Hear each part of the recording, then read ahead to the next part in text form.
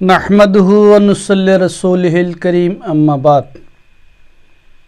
সম্মানিত হাজরিন, আজকে আমার আলোচনার বিষয়বস্তু হলো আয়াতুল কুরসির ফজিলত সম্পর্কে। কোরআন কারীমের একটি আয়াত আয়াতুল কুরসি। এই আয়াতের শান মান কত বেশি, এই আয়াতের মর্যাদা কত বেশি। এই আয়াতের মর্যাদা এত বেশি, বলা হয়েছে আসমানের নিচে জমিনের উপরে যত কিছু আছে সমস্ত বস্তুর চাইতে এই আয়াতের মূল্য আল্লাহর কাছে অধিক বেশি। যেরকম মহাসমুদ্রে মহাসাগরের তলদেশে মণিমুক্তা থাকে, এই মণিমুক্তা আহরণ করার জন্য পৃথিবীর বিভিন্ন অঞ্চল থেকে কত বৈজ্ঞানিকেরা, ডুবেলেরা সেই মহাসমুদ্র দেশ থেকে মণিমুক্তা বাহির করেন। কেন? এই মণিমুক্তার মূল্য পৃথিবীতে অনেক বেশি, অনেক বেশি, অনেক দামি। এই মণিমুক্তার মূল্য অনেক বেশি, অনেক দামি, মানুষের উপকারে আসে। কিন্তু আল্লাহ রাব্বুল আলামিনের কাছে সমুদ্র তলদেশে যেরকম দামি দামি মণিমুক্তা আছে, তার চাইতে আল্লাহর কালামের ভিতরে, কোরআনের ভিতরে এমন একটি মণিমুক্তা আছে যেই মণিমুক্তার মূল্য আল্লাহর কাছে কোটি কোটি গুণ বেশি। সেই মণিমুক্ত হলো আয়াতুল কুরসি। আয়াতুল কুরসি হলো জীবন, আয়াতুল কুরসি হলো প্রাণ, আয়াতুল কুরসি হলো কোরআন কারীমের মুজিজা। এই আয়াতুল কুরসির মধ্যে আল্লাহ রাব্বুল আলামিনের এমন কিছু সিফত, এমন এমন গুণ লুকায়িত আছে যেগুলা অনেক দামি, মানুষের জন্য অনেক উপকারী। এই জন্য আজকে সে আয়াতুল কুরসির কিছু ফজিলত আমি আপনাদের সামনে আলোচনা করব। আয়াতুল কুরসির উপকারিতা কি, আয়াতুল কুরসি পড়লে আমাদের কি লাভ, আয়াতুল কুরসি আমল করলে আমাদের কি উপকার আসবে, আমাদের কি ফায়দা হবে, কি লাভ হবে। অথচ আমরা সাধারণ মানুষ, যারা আমরা সাধারণ মানুষ, এরা আমরা জানি না। অনেক বিপদে মুসিবতে পড়ি দুনিয়াতে। ওই বিপদ মুসিবতে উদ্ধার হওয়ার জন্য ডাক্তার কবিরাজ মসজিদ ইমাম সাহেবদের কাছে আমরা যাই। কেন? বিপদ থেকে মুক্তি হওয়ার জন্য, বিপদ থেকে উদ্ধার হওয়ার জন্য। কিন্তু ওই আমলটা যদি আপনার কাছে থাকে, আপনি যদি সে আমলটা আয়ত্ত করতে পারেন, সে আমলটুকু করতে পারেন, তাহলে আপনি পৃথিবীর কোনো ডাক্তার, কবিরাজ, ওজা কার কাছে যাওয়া লাগবে না, এবং কি মসজিদ ইমাম সাহেবের কাছেও যাওয়া লাগবে না। আপনি ঘরে বসে নিজের চিকিৎসা নিজে করতে পারবেন। ঘরে অনেক যুবক যুবতী নারী আছে, যুবক আছে, যুবক ছেলে মেয়ে আছে, যুবক নারী আছে, যুবতী আছে, তারা বিভিন্ন রকমের বিপদে পড়ে, অনেক সমস্যায় পড়ে রাত্রে গভীরে, কিন্তু কোথাও যাওয়া সম্ভব হয় না বা বিপদে পড়তে হয়। কিন্তু আপনার কাছে যদি এই মণিমুক্তা থাকে, কোরআন কারীমের এই মণিমুক্তা যদি আপনার কাছে থাকে, এই মণিমুক্তার কারণে আল্লাহ রাব্বুল আলামিন আপনাকে সকল প্রকারের মুসিবত থেকে রক্ষা করবেন। তো আমি এখন কোরআন কারীমের সে আয়াতটি আমি এখন তেলাওয়াত করব আপনাদের সামনে। বিসমিল্লাহির রহমানির রহিম। আল্লাহু লা ইলাহা ইল্লা হুয়াল হাইয়ুল কাইয়্যুম লা তাখুযুহু সিনাতুন ওয়ালা নাওম লাহু মা ফিস সামাওয়াতি ওয়া মা ফিল আরদ মান যাল্লাযী ইয়াশফাউ ইনদাহু ইল্লা বিইজনিহি ইয়ালামু মা বাইনা আইদিহিম ওয়া মা খালফাহুম ওয়ালা ইউহিতুনা বিশাইইন মিন ইলমিহি ইল্লা বিমা শাআ ওয়াসি'a কুরসিয়্যুহুস সামাওয়াতি ওয়াল আরদ ওয়ালা ইয়াউদু হিফযুহুমা ওয়া হুয়াল আলিয়্যুল আযীম। এই আয়াতটি হলো আয়াতুল কুরসি। সম্মানিত হাজিরিন, আমি আয়াতুল কুরসির কিছু ফজিলত আপনাদের কাছে আলোচনা করব। অবশ্যই আপনারা মন দিয়ে শুনবেন কি কি ফায়দা, কি কি লাভ আয়াতুল কুরসির দ্বারা। আয়াতুল কুরসির অসংখ্য ফজিলত আছে। আয়াতুল কুরসির অসংখ্য ফজিলতের মধ্যে থেকে কয়েকটি ফজিলত আমি আলোচনা করব। প্রথম, এক, হাদিস শরীফে আছে, যেই ব্যক্তি ফজরের নামাজের পর এবং রাতে ঘুমানোর সময় আয়াতুল কুরসি পাঠ করবে, আল্লাহ তাআলা তার রক্ষক হবে, শয়তান তার কাছে আসতে পারবে না। এ একটি আমল, খুব গুরুত্বপূর্ণ আমল। আমরা রাত্রে প্রত্যেকটি ফরজ নামাজের পরে আয়াতুল কুরসি পাঠ করব এবং রাত্রে ঘুমাবার সময় আয়াতুল কুরসি পাঠ করে শুভ। আল্লাহ রাব্বুল আলামিন আমাদের জিম্মাদার হয়ে যাবেন, আল্লাহ রাব্বুল আলামিন আমাদের রক্ষক হয়ে যাবেন, আল্লাহ আমাদেরকে হেফাজত করবেন। কোনো শয়তান, জিন, পরী, দেবদূত, দুনিয়াবী কোনো শয়তান আপনার কাছে আসতে পারবে না। আল্লাহু আকবার, কত বড় আমল! এই আমলটা প্রত্যেক দিন ফজর 5 ওয়াক্ত নামাজের পরে, এশারের পরে, অর্থাৎ ঘুমাবার সময় এই আমলটুকু করবেন। আল্লাহ আপনাকে নিরাপত্তা রাখবেন, কঠিন কঠিন মুসিবত থেকে আল্লাহ আপনাকে হেফাজত করবেন।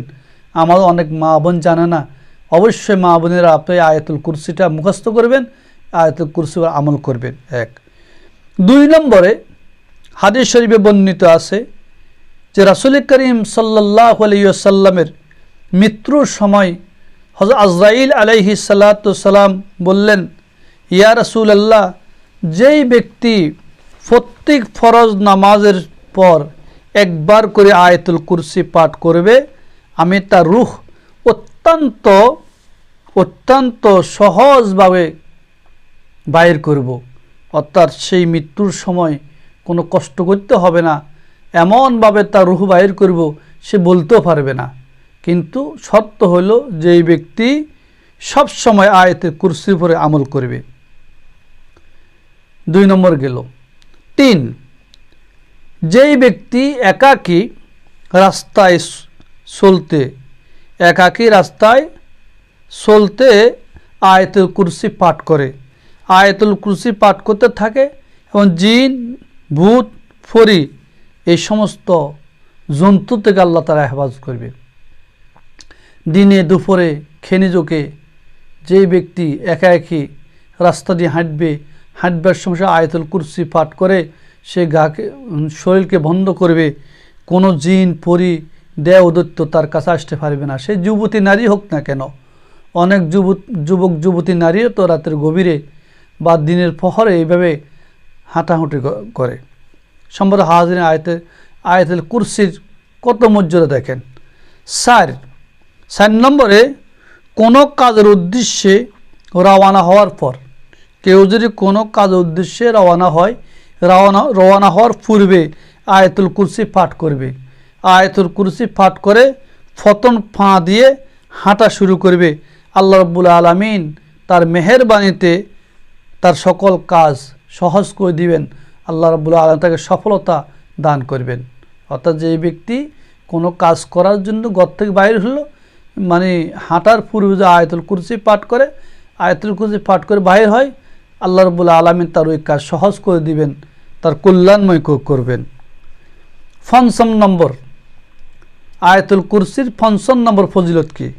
5 নম্বর ফজিলত হলো, এই আয়াত লেখে ঘরে, দোকানে, বাগানে বা ঘরের কোন দরজায় যদি কেউ লটকিয়ে রাখে, আল্লাহ রাব্বুল আলামিন তার রোজগারে তাকে, অর্থাৎ তার জীবিকায় বরকত দান করবেন, তার রুজিতে বরকত দান করবেন, তার কামাই রুজিতে আল্লাহ তাআলা খায়রে বরকত দান করবেন। যে ব্যক্তি আয়াতুল কুরসি পাঠ করে ঘরে বা বাগানে, হয়তো কোনো দোকানের সাথে এই আয়াতুল কুরসিটা মানে এইভাবে লিখে লটকিয়ে দিবে, আল্লাহ রাব্বুল আলামিন তার কামাই রুজিতে, ব্যবসা বাণিজ্যে অধিক বরকত দান করবেন। আমরা মনে করি আমাদের ব্যবসা বাণিজ্যে বরকত হয় না কেন, আমাদের ব্যবসা বাণিজ্যে লস কেন? আরে ভাই, লস কেন হবে না? দোষ তো আমাদের দোষ। আমরা ইসলাম মতো চলতে জানি না, আমরা আল্লাহর কোরআনের মহব্বত আর ভালোবাসা, আমাদের আল্লাহর কোরআনকে আমরা তেলাওয়াত করি না, কোরআন আমল করি না। কোরআনুল কারীমের আমল যদি করতাম, এই আয়াতগুলি যদি আমল করতাম, অবশ্যই আল্লাহ রাব্বুল আলামিন আমাদেরকে সকল প্রকারের মুসিবত থেকে হেফাজত করতেন, আমাদের ব্যবসা বাণিজ্য আল্লাহ তাআলা উন্নতি দান করতেন। 6 আয়াতুল কুরসি 6 নম্বর ফজিলত। 6 নম্বর ফজিলত হলো বিদেশে রওনা হওয়ার পর সময় কোনো ব্যক্তি বিদেশ যাবে, প্রবাসে থাকে, বিদেশে রওনা হওয়ার সময় যদি আয়াতুল কুরসি পাঠ করে, আল্লাহ রাব্বুল আলামিন তাকে যাওয়ার পথে সকল প্রকারের আপদ বিপদ মুসিবত থেকে হেফাজত করবেন। আল্লাহু আকবার। যারা প্রবাসে থাকে বা কোনো চাকরি বাকরিতে যায়, কে ঢাকা যাবে, চিটাং যাবে, চট্টগ্রাম যাবে, হয়তো বিদেশ যাবে, সে যাওয়ার পথে যদি আয়াতুল কুরসি পাঠ করে বাইর হয়, ওই আয়াতুল কুরসি পাঠ করার কারণে আল্লাহ রাব্বুল আলামিন তার যাওয়ার পথে সকল প্রকারের বিপদ মুসিবত থেকে আল্লাহ তাআলা তাকে হেফাজত করবেন। আল্লাহু আকবার। আয়াতুল কুরসির কত ফজিলত, কত দামি আয়াতুল কুরসি। তো সম্মানিত হাজিরিন, 7 নম্বরে আছে, 7 নম্বর ফজিলত আয়াতুল কুরসির। কোনো উদ্দেশ্য হাসিল করার জন্য, মানুষের অনেক উদ্দেশ্য আছে, অনেক ভালো মন্দ আশা আকাঙ্ক্ষা আছে। তো হাদিস শরীফে আছে, কোনো উদ্দেশ্য হাসিল করার জন্য 201 বার আয়াতুল কুরসি পাঠ করলে আল্লাহ তাআলা তার প্রতি সাহায্য করবেন। আল্লাহ তাআলা তার মনে আশা আকাঙ্ক্ষা সব কিছু পূরণ করবেন। যে দুঃখ কষ্ট দুর্দশা যত কিছু আছে সব থেকে আল্লাহ হেফাজত করবেন। তার রুজি রোজগার বাড়িয়ে দিবেন, রুজি রোজগারে বরকত দান করবেন, চাকরি বাকরিতে বরকত দান করবেন, কামাই রুজিতে বরকত দান করবেন, আল্লাহ পাক থেকে কল্যাণ দান করবেন, খাইরে বরকত দান করবেন। তো অবশ্যই আমরা আয়াতুল কুরসি পাঠ করব। এভাবে আয়াতুল কুরসি পাঠ করার জন্য আমরা চেষ্টা করব। এই আয়াতুল কুরসি হলো মণিমুক্তা। এই আয়াতুল কুরসির গোপন রহস্য এগুলি। এই আয়াতুল কুরসির অনেক ফজিলত। আয়াতুল কুরসি যদি আমরা পাঠ করি, আল্লাহ রাব্বুল আলামিন আমাদেরকে দুনিয়ার যাবতীয় সকল মুসিবত থেকে হেফাজত করবেন। আল্লাহ হায়াতে বরকত দান করবেন, রিজিকে বরকত দান করবেন, কামাই রুজিতে বরকত দান করবেন, আমাদের শরীর সুস্থ রাখবেন, আমাদের পরিবার পরিজনের উপর আল্লাহ পাকের রহমত নাজিল হবে। কেন আমরা আয়াতুল কুরসি পাঠ করব না? এই আয়াতুল কুরসিটা আমরা ইনশাল্লাহ সবাই খেয়াল রাখব, মনে রাখব, মুখস্থ রাখব এবং মুখস্থ করে আয়াতুল কুরসির উপর আমল করব।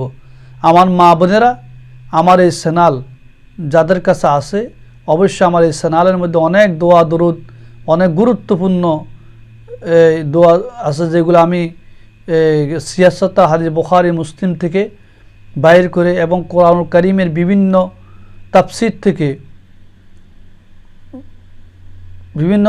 থেকে আমি হল করে বিভিন্ন তাফসীর থেকে বাইর করে আপনাদের জন্য শোনার জন্য সুরসুরা করে দিচ্ছি। যে নিয়ামুল কোরআন, কোরআন কারীমের একটা তাফসীর আছে নিয়ামুল কোরআন। নিয়ামুল কোরআনের মধ্যে অনেক গুরুত্বপূর্ণ বিষয় আছে, সেখান থেকে ইনশাল্লাহ আমি আলোচনা করি। এটা কোনো মুখস্থ নয়। অবশ্যই আপনি এই আলোচনাগুলা মনে প্রাণে বিশ্বাস করবেন, আমল করবেন। আল্লাহ যেন আমাদেরকে যাচাই খায় দান করেন। আর আমার এই চ্যানেলকে সাবস্ক্রাইব করে রাখবেন। অবশ্যই দৈনন্দিন প্রত্যেকটি আমল, প্রত্যেকটি অনেকগুলা আমার জীবন চলার অনেক বিষয়গুলো আমার এই আলোচনার মধ্যে পাবেন। ইনশাআল্লাহ আমি সবসময় আলোচনা করি।